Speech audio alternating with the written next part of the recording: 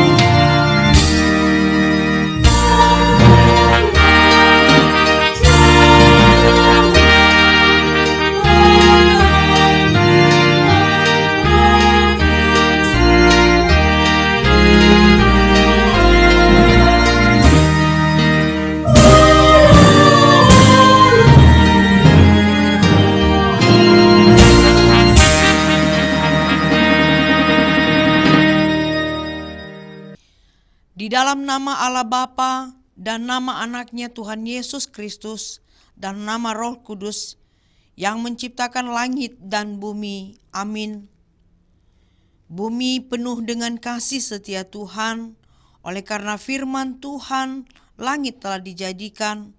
Bersorak-sorailah, hai orang-orang benar dalam Tuhan, sebab memuji itu layak bagi orang-orang jujur. Haleluya.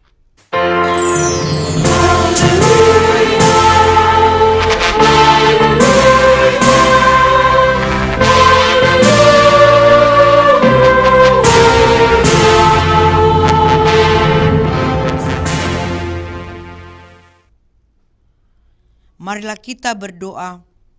Ya Tuhan Allah yang Maha Pengasih, firman-Mu mengatakan bahwa kami menderita dan mati bersama-sama dengan anak-Mu, Yesus Kristus Tuhan kami, supaya kami bersama dengan Dia di dalam kemuliaan. Ajarlah kami menuruti kehendak-Mu, teguh dalam iman, serta penuh pengharapan akan kebangkitan dan kemuliaan yang kelak Tuhan berikan kepada orang yang percaya kepadamu. Amin. Kita puji Tuhan dari buku ND nomor 25 ayat 1, Hatami ale Tuhaku.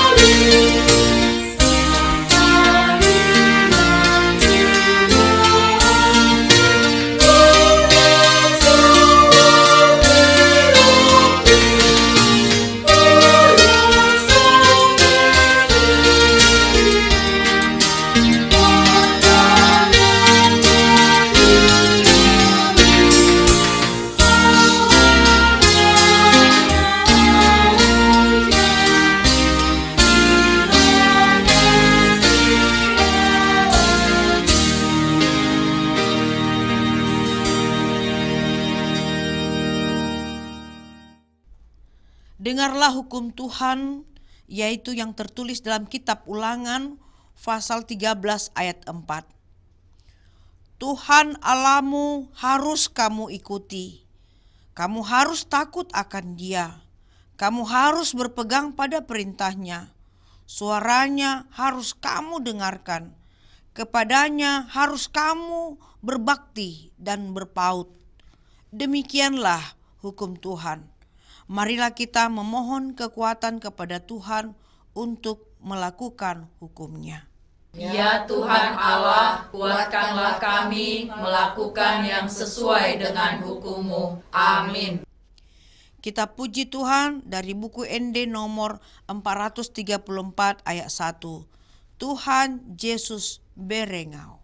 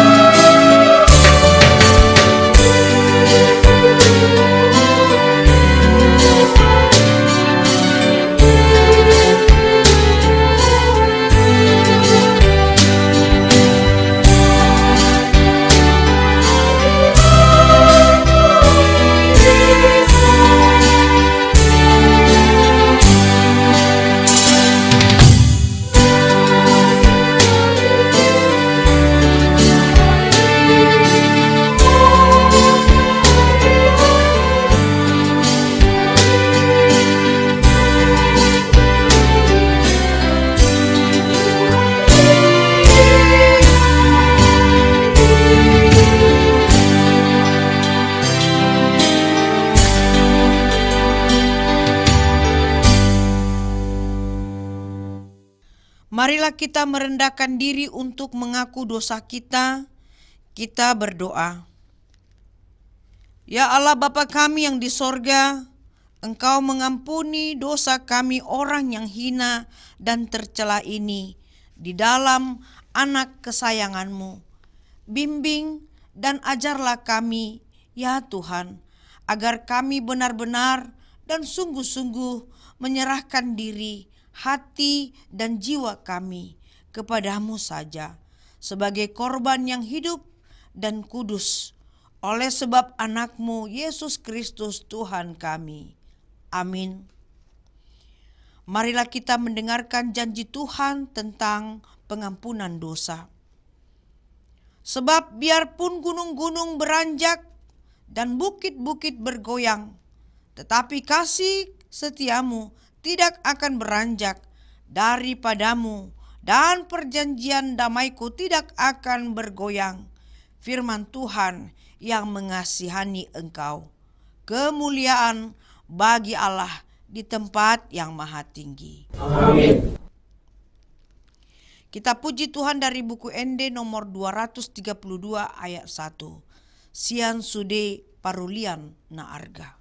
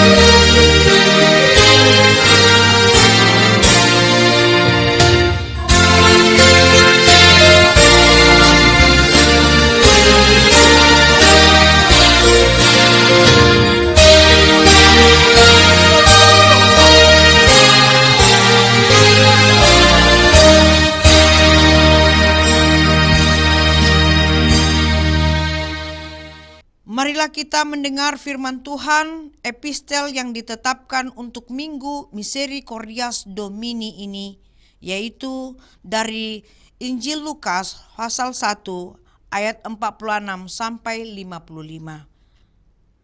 Lalu kata Maria, "Jiwaku memuliakan Tuhan, Dan hatiku bergembira karena Allah Juru Selamatku. sebab Ia telah memperhatikan kerendahan hamba-Nya. Sesungguhnya mulai dari sekarang segala keturunan akan menyebut aku berbahagia. Karena Yang Maha Kuasa telah melakukan perbuatan-perbuatan besar kepadaku, dan namanya adalah kudus. Dan rahmat-Nya turun-temurun atas orang yang takut akan Dia. Ia memperlihatkan kuasanya dengan perbuatan tangannya dan mencerai-beraikan orang-orang yang congkak hatinya. Ia menurunkan orang-orang yang berkuasa dari tahtanya dan meninggikan orang-orang yang rendah. Ia melimpahkan segala yang baik kepada orang yang lapar dan menyuruh orang yang kaya pergi dengan tangan hampa. Ia menolong Israel hamba-Nya karena Ia mengingat rahmat-Nya.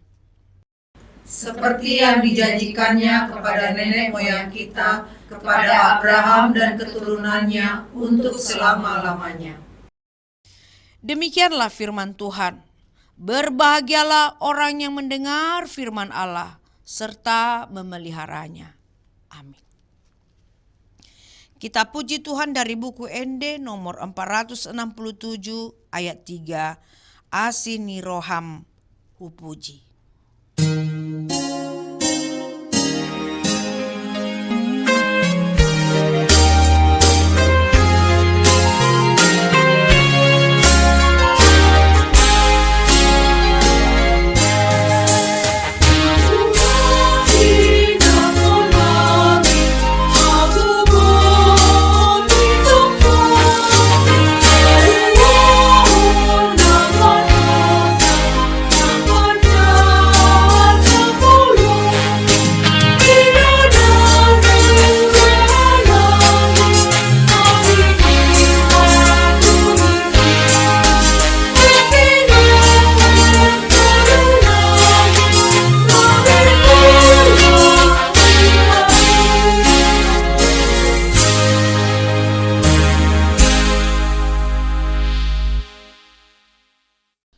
Marilah kita bersama-sama mengaku iman kepercayaan kita sebagaimana teman-teman seiman di seluruh dunia. Kita bersama-sama mengucapkannya. Aku percaya kepada Allah, Bapa yang Maha Kuasa, Khalik langit dan bumi. Aku percaya kepada Yesus Kristus, Anaknya yang tunggal Tuhan kita, yang dikandung daripada Roh Kudus, lahir dari anak darah Maria, yang menderita sengsara di bawah pemerintahan Pontius Pilatus, disalibkan, mati dan dikuburkan, yang turun ke dalam kerajaan maut, pada hari yang ketiga bangkit pula dari antara orang mati, naik ke surga, duduk di sebelah kanan Allah, Bapa yang Maha Kuasa. Dari sana akan datang kelak untuk menghakimi orang yang hidup dan yang mati. Aku percaya kepada Roh Kudus dan adanya satu gereja yang kudus dan am, persekutuan orang kudus, pengampunan dosa, kebangkitan daging, dan hidup yang kekal. Amin. Untuk menerima firman Tuhan pada minggu ini, mari kita puji Tuhan dari buku ND nomor 238 ayat 1, Ihuton au sudihamu.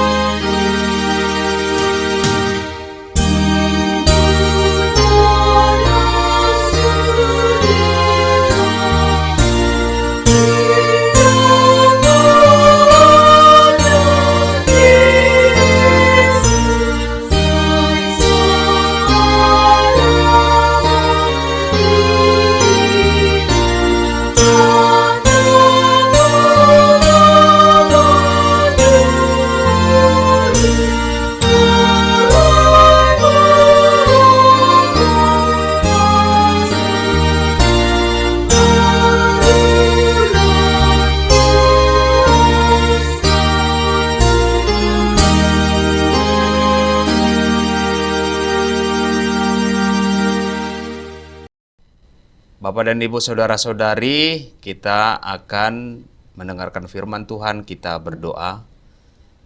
Damai sejahtera Allah yang melampaui segala akal, itulah yang memelihara hati dan pikiranmu di dalam Kristus Yesus Tuhan kita. Amin. Saudara-saudari yang terkasih dalam Kristus Yesus, firman Tuhan di ibadah kita pada hari ini tertulis di Habakuk 3 ayat 10 sampai 19. Demikian firman Tuhan. Melihat engkau gunung-gunung gemetar, air bah menderu, lalu samudra raya memperdengarkan suaranya dan mengangkat tangannya. Matahari, bulan berhenti di tempat kediamannya, karena cahaya anak-anak panahmu yang melayang laju, karena kilauan tombakmu yang berkilat. Dalam kegeraman engkau melangkah melintasi bumi, dalam murka engkau menggasak bangsa-bangsa. Engkau berjalan maju untuk menyelamatkan umatmu, untuk menyelamatkan orang yang kau urapi. Engkau meremukkan bagian atas rumah orang-orang fasik, dan kau buka dasarnya sampai batu yang penghabisan. Engkau menusuk dengan anak panahnya sendiri, kepala laskarnya yang mengamuk untuk menyerahkan aku dengan sorak-sorai, seolah-olah mereka menelan orang tertindas secara tersembunyi. Dengan kudamu engkau menginjak laut, timbunan air yang membuih. Ketika aku mendengarnya, gemetarlah hatiku. Mendengar bunyinya, menggigillah bibirku. Tulang-tulangku seakan-akan kemasukan sengal, dan aku gemetar di tempat aku berdiri. Namun dengan tenang akan kunantikan hari kesusahan yang akan mendatangi bangsa yang bergerombolan menyerang kami. Sekalipun pohon ara tidak berbunga, pohon anggur tidak berbuah, hasil pohon zaitun mengecewakan, sekalipun ladang-ladang tidak menghasilkan bahan makanan, kambing domba terhalau dari kurungan, dan tidak ada lembu sapi dalam kandang. Namun aku akan bersorak-sorak di dalam Tuhan, beria-ria di dalam Allah yang menyelamatkan aku. Allah Tuhanku itu kekuatanku. Ia membuat kakiku seperti kaki rusa. Ia membiarkan aku berjejak di bukit-bukitku. Demikian pembacaan firman Tuhan. Saudara-saudari yang terkasih dalam Kristus Yesus, untuk lebih memahami dan memfokuskan pada topik kita, maka saya mengajak saudara untuk selangkah kembali kepada latar belakang pergumulan iman Habakuk. Habakuk adalah nabi yang hidup di dalam masa yang sangat menyedihkan, yaitu di dalam situasi dan kondisi yang mengalami penurunan di dalam segala sesuatunya. Semua ini diakibatkan oleh dosa-dosa umat Yahudi. Jadi sampai di sini kita mendapatkan pelajaran dosa dan kejahatan, mengakibatkan manusia, bangsa, dan negara mengalami krisis dan kehancuran.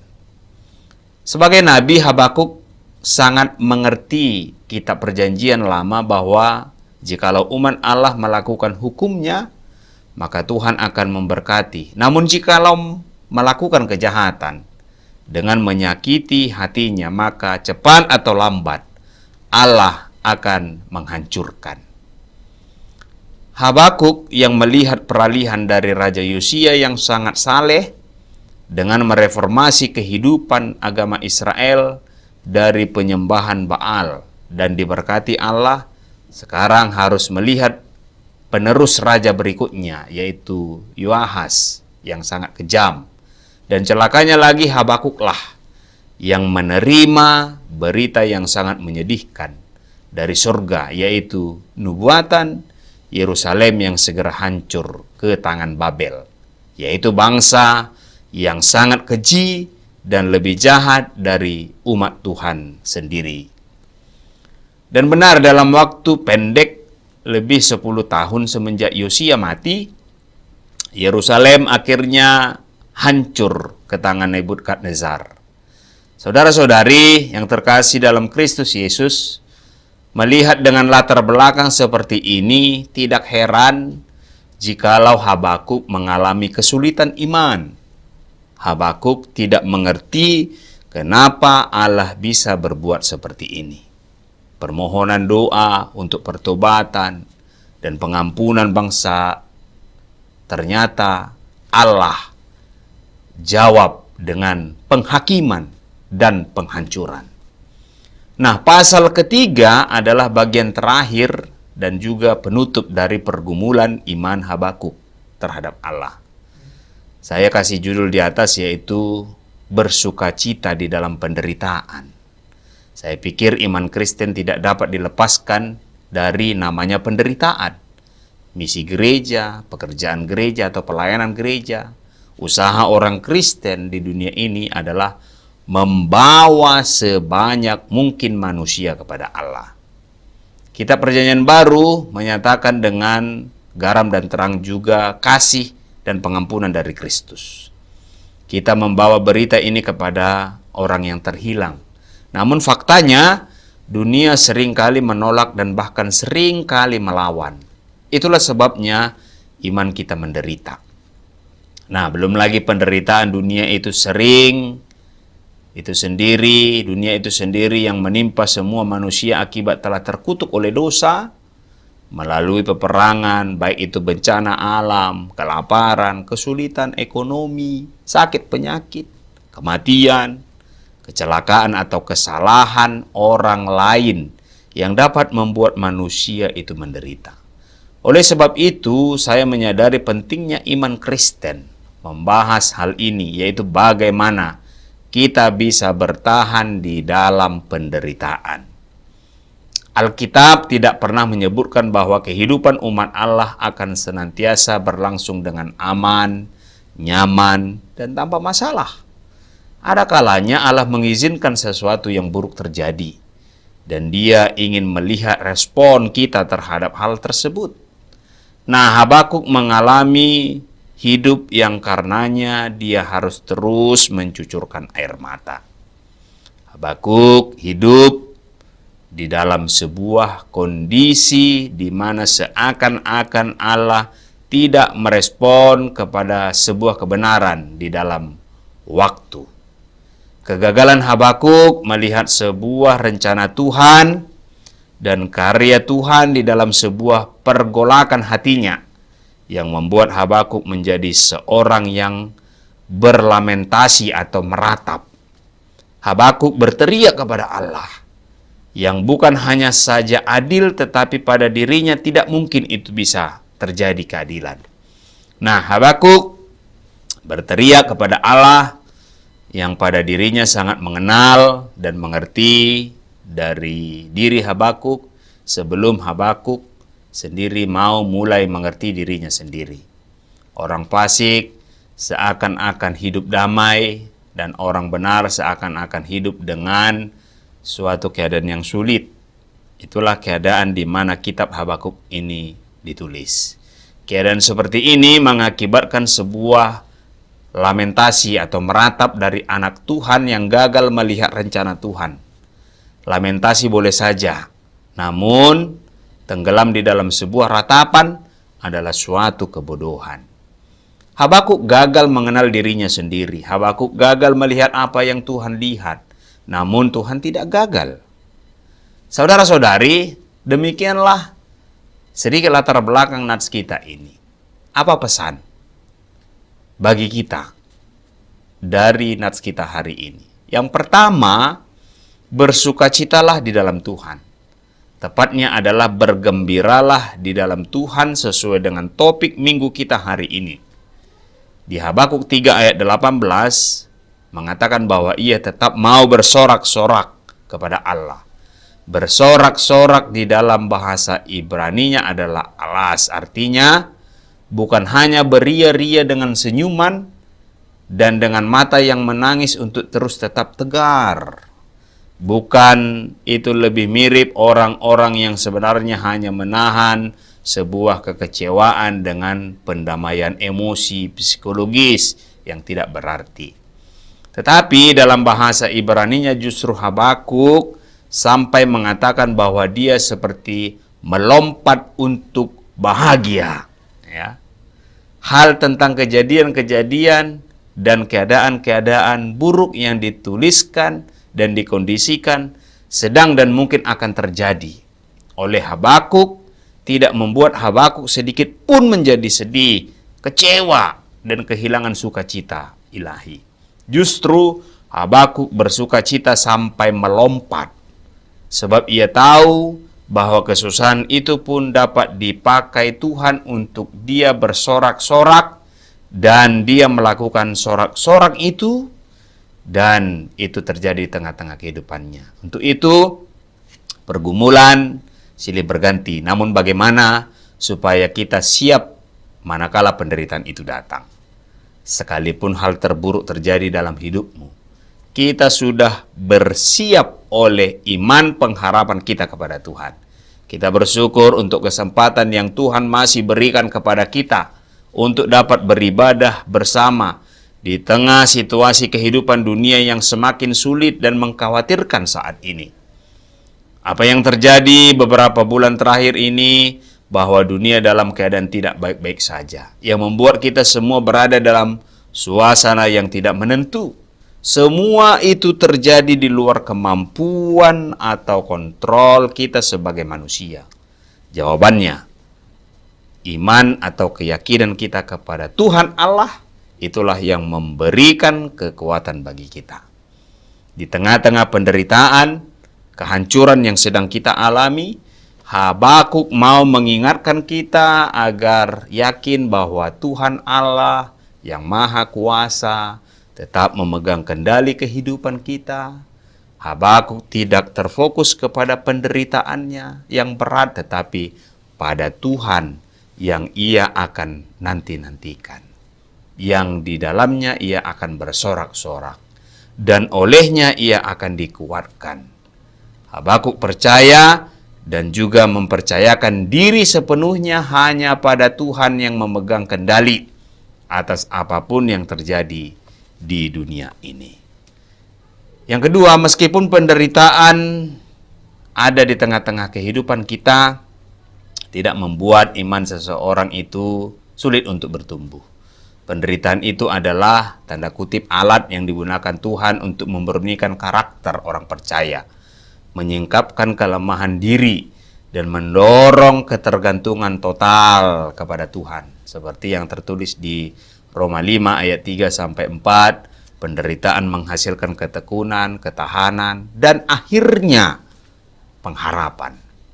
Dalam kesulitan, orang percaya memiliki pilihan untuk semakin mendekatkan diri kepada Tuhan, yang adalah perlindungan dan kekuatan mereka. Melalui penderitaan, iman diarahkan untuk menantikan kemuliaan kekal yang melebihi segala-galanya, yang jauh lebih besar daripada penderitaan sementara. Sama halnya dengan Paulus yang mengalami berbagai macam penderitaan, termasuk penjara, cambukan, ancaman, pembunuhan, dan karam kapal, namun ia tidak gentar. Paulus justru merasa kuat di dalam kelemahannya, karena kuasa Kristus turun menaungi hidupnya. Meski menderita, dia tidak kehilangan sukacita dan mengarahkan pandangannya kepada mahkota kehidupan yang dijanjikan Tuhan, bukan pengharapan kepada manusia.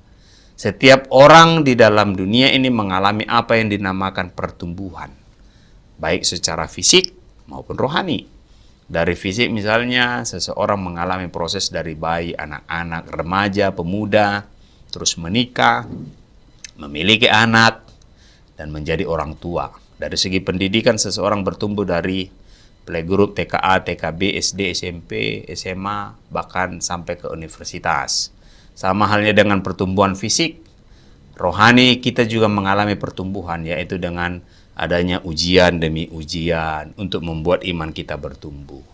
Hal ini dikarenakan dan dikatakan dalam Matius 16 ayat 24 bahwa setiap orang yang mau mengikut Yesus, ia harus menyangkal diri, memikul salib dan mengikut aku. Dengan demikian perjalanan mengikut Yesus tidaklah mudah. Dan ada kalanya kerikil tajam dalam hidup kita harus kita lewati. Tuhan tidak pernah menjanjikan langit akan tampak biru terus, tetapi ada kalanya langit akan tampak gelap dan kembali biru lagi. Artinya Tuhan akan senantiasa memberikan kekuatan kepada kita sampai selama-lamanya. Itu yang kedua. Yang ketiga, mari kita bergantung kepada Tuhan. Habakuk bersukacita, tetapi tujuan dari sukacitanya itu bukan hanya kepada dirinya, tetapi kepada Tuhan Allah, Sang Juru Selamat. Suasana hati Habakuk semakin yakin karena ia tahu bahwa Tuhan Allah yang menjadi kekuatannya. Dikatakan dalam ayat 19, ia membuat kakiku seperti kaki rusa, ia membiarkan aku berjejak di bukit-bukitku. Rusa termasuk hewan yang lemah dan selalu menjadi incaran binatang buas. Tetapi kekuatan kakinya untuk berlari dan melompat jauh dapat membuatnya menghindar dari serangan. Saudara-saudari, pengakuan ini merujuk pada Tuhan yang memberi kekuatan baginya untuk tetap berdiri dan bertahan menghadapi hal-hal yang akan terjadi di masa depan.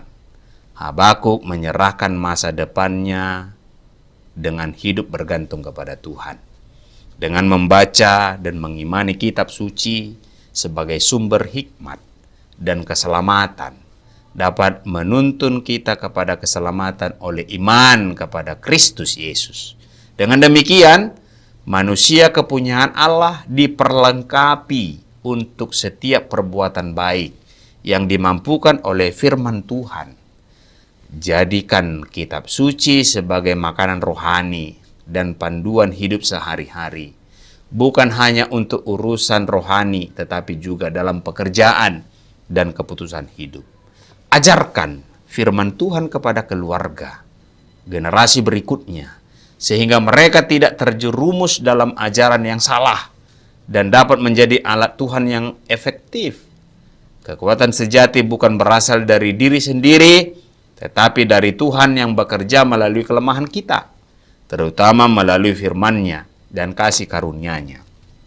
Nah, kita dapat melakukan segala sesuatu melalui Dia yang memberi kekuatan. Seperti yang difirmankan Paulus di dalam Filipi 4 ayat 13 yang mengatakan segala perkara dapat kutanggung di dalam Dia yang memberi kekuatan kepadaku. Di dalam kelemahan, kuasa Tuhan menjadi sempurna. Ini berarti bahwa kekuatan sejati itu hanya berasal dari Tuhan, bukan dari yang lain, bukan dari diri sendiri. Dan Dialah yang memampukan kita untuk menghadapi segala tantangan hidup kita. Ketika kita menghadapi masalah dan merasa kita tidak sanggup dengan kekuatan kita sendiri, kita akan lemah. Tetapi kita harus mengandalkan Tuhan. Firman Tuhan dan persekutuan dengan sesama orang percaya itu juga bisa menjadi sumber kekuatan bagi kita. Dengan mengandalkan Tuhan dan berdoa kepada Tuhan, kita bisa menanggung segala perkara dan merasakan kuasa yang sempurna dalam hidup kita.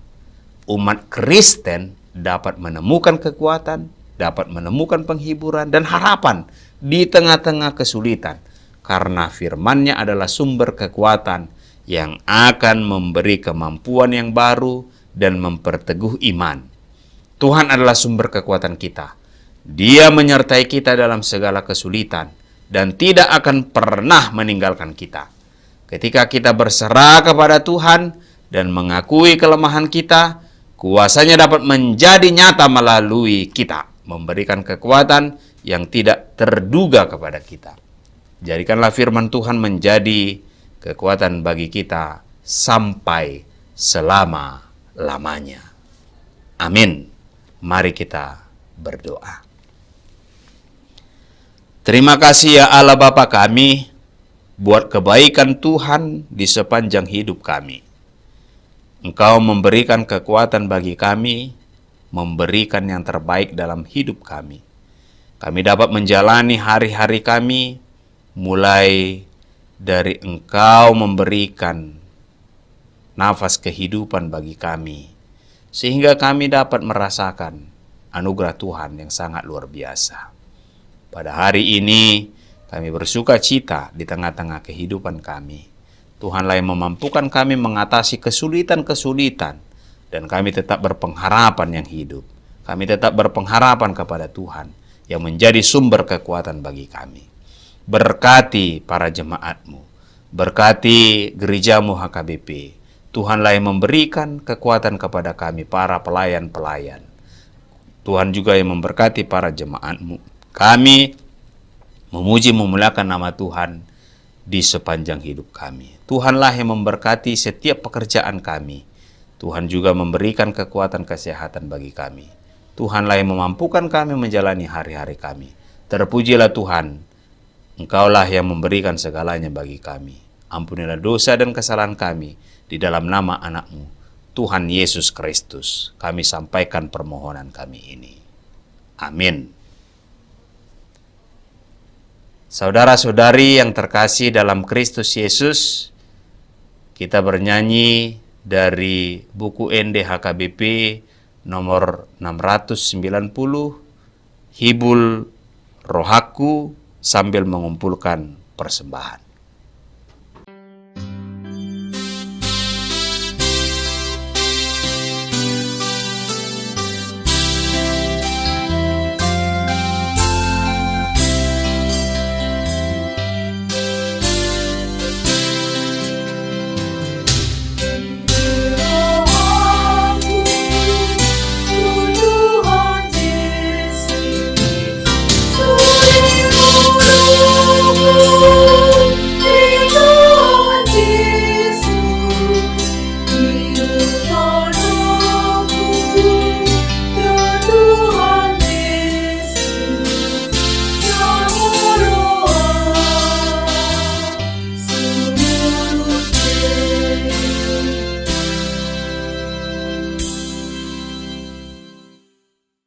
Marilah kita berdoa untuk menyerahkan persembahan kita kepada Tuhan. Kita berdoa. Ya Allah Bapa kami yang di sorga, kami mengaku bahwa Tuhan adalah sumber dari segala karunia yang melimpah dalam kehidupan kami masing-masing. Sebahagian daripada karunia itu, kami serahkan kembali sebagai persembahan kepada Tuhan. Terimalah dan berkatilah persembahan umat-Mu ini, agar dapat kami pergunakan untuk pekerjaan dan pelayanan kerajaan Tuhan di dunia ini. Bukalah hati kami untuk mengenal betapa banyak berkat dan karunia yang kami peroleh dari Tuhan, supaya kami senantiasa bersyukur kepadamu di dalam nama Yesus Kristus Tuhan kami. Amin.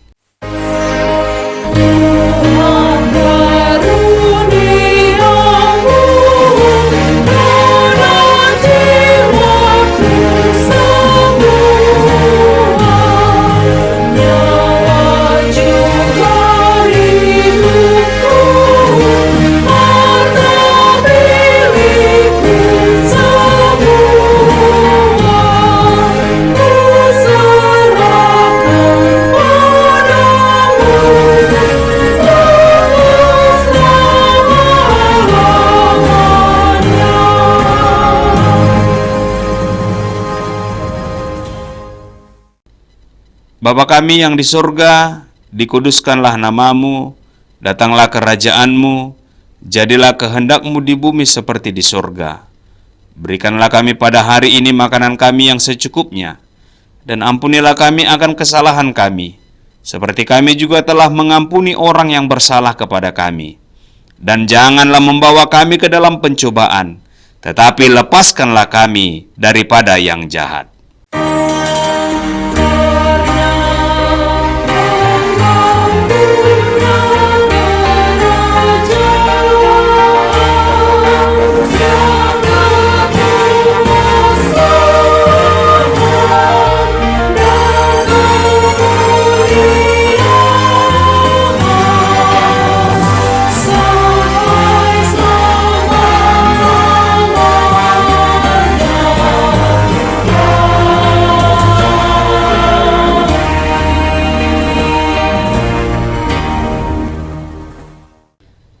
terimalah berkat dari Tuhan.